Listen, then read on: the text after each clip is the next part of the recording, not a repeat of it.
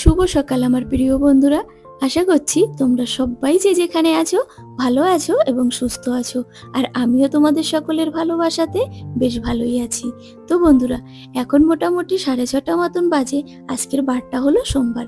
ঘুম থেকে উঠেছি বেশ কিছুক্ষণ হলো। উঠে ফ্রেশ হয়ে বাড়ির কাজকর্ম করা স্টার্ট করে দিলাম। আজকের ওয়েদার ভীষণ খারাপ। গত 2-3 দিন ধরে হলো প্রচুর পরিমাণে মেঘ করছে, তার সঙ্গে হালকা হালকা বৃষ্টি হচ্ছে। বৃষ্টি হওয়ার কারণে ওয়েদার বেশ ভালো ঠান্ডা হয়ে গেছে। আর বন্ধুরা, আমার না বরাবরই বৃষ্টি খুব ভালো লাগে। বৃষ্টিতে ভিজতে ভালো লাগে, তার সঙ্গে যদি বর থাকে তাহলে তো আনন্দের কোনো সীমা নেই। তো বন্ধুরা, বর তো অফিসে যাওয়ার জন্য বেরিয়ে পড়েছে।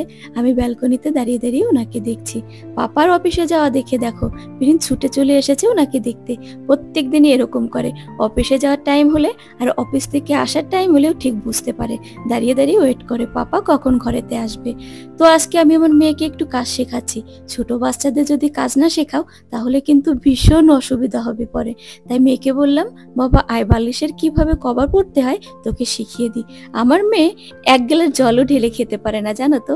বেশ তো বড়ই হয়েছে, তোকে শেখাচ্ছি বাবা কি করে করতে হয় দেখ। তো বেশ ভালো মতন বালিশের কভার পরিয়েছে। অল্প স্বল্প যতটুকু কাজ পারে তাতেই আমি খুশি। তাছাড়া আমার মেয়ে কি বলতো, পুরো দিন পড়াশোনা নিয়েই বসে থাকে।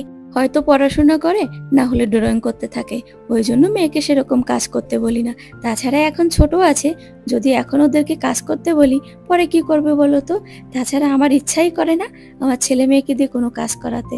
তবে মাঝে মধ্যে যখন একটু অসুস্থ হয়ে পড়ি, করে পাচ্ছি না, তখন হয়তো একটুখানি বলি, বাবা একটুখানি ঝাড়ু লাগিয়ে দে, আমাকে একটুখানি জল এনে দে। তবে আমার মেয়ে না খুব লক্ষ্মী, যখন যেটা বলি তখন সেটাই করে। তো দেখো বন্ধুরা, কথা বলতে বলতে বালিশের কভারও ভরে নিলাম। তবে দেখেছো, 4টে বালিশে আলাদা আলাদা কভার। হাতের নাগালে যেটা পেয়েছি সেটাই আর কি ভরে রেখে দিয়েছি। তো চলো বন্ধুরা, এখন একটু ঝটপট করে চা বানিয়ে ছেলে মেয়েদেরকে ব্রেকফাস্ট বানিয়ে দিই। ওটা তো উঠেছে বেশ কিছুক্ষণ হলো, সকাল সকাল একটু ব্রেকফাস্ট দিয়ে দিই। ওদেরও তো খিদে পেয়ে যায়, কত লম্বা রাত তাই না বলো। তাছাড়া ছোট বাচ্চাদের একটু তাড়াতাড়ি খিদে পেয়ে যায়। মেয়ে আবার দুধ খেতে চায় না, বলে মাম্মি আমাকে চা করে দেবে। বর আবার বলেছে মেয়েকে কখনো চা দেবে না, ছোট বাচ্চাদের চা দিতে হয় না। কিন্তু আমার মেয়ে মানবে তবেই তো। তাই হালকা মিষ্টি দিয়ে একটু চা করে দিয়েছি। আর ছেলেকে দিয়েছি দুধ, তার সঙ্গে 2টো ব্রেড আর একটুখানি বাটার দিয়ে দিলাম।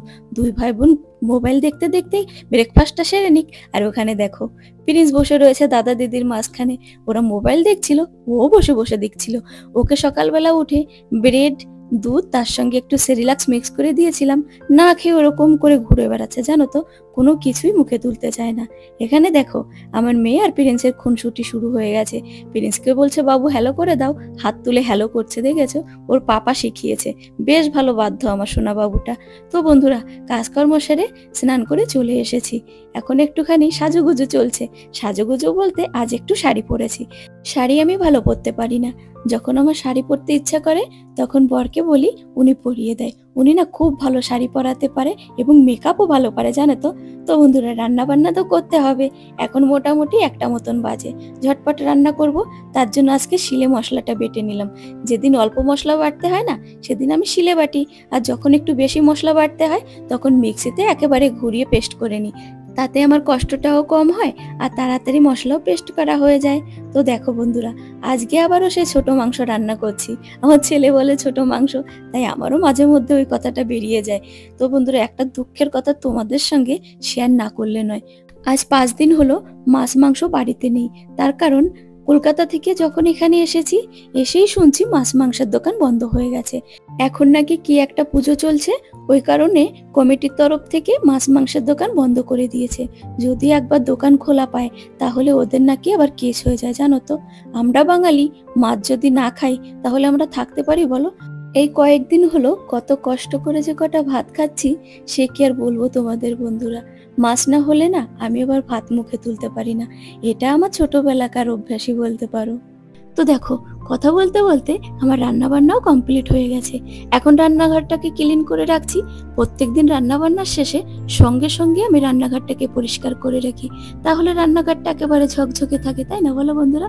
এরকম ভাবে যদি গুছিয়ে গুছিয়ে কাজ করা হয় তাহলে কাজও কম হয়ে যায় আর সবকিছুই পরিষ্কার পরিচ্ছন্ন থাকে। তো রান্না করেছি, অল্প কিছু বাসন জমেছে, কড়াইও আছে, এখন ওগুলো ধুয়ে রাখবো। আমি না কড়াই মাজতে একদমই পারি না, ওই জন্য নন স্টিকের কড়াই রান্না করতাম আগে। তো বর বলেছে সবসময় ননস্টিকের কড়াই রান্না করে খাওয়া নাকি ভালো নয়, ওই জন্য এখন ননস্টিকের কড়াই রান্না করা কমিয়ে দিয়েছি।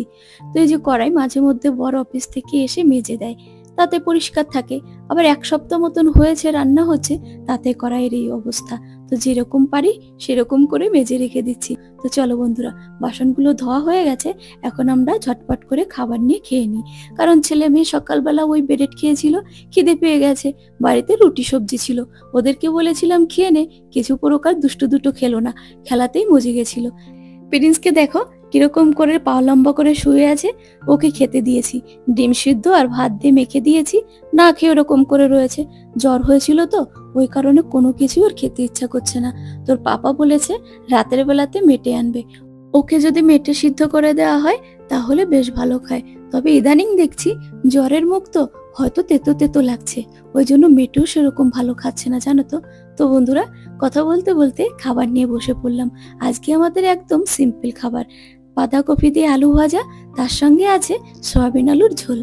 তো বন্ধুরা, তোমরা তোমাদের মূল্যবান সময় নষ্ট করে আমার ভিডিওটি সম্পূর্ণ দেখেছো, তার জন্য আমার তরফ থেকে অনেক অনেক প্রীতি ও ভালোবাসা।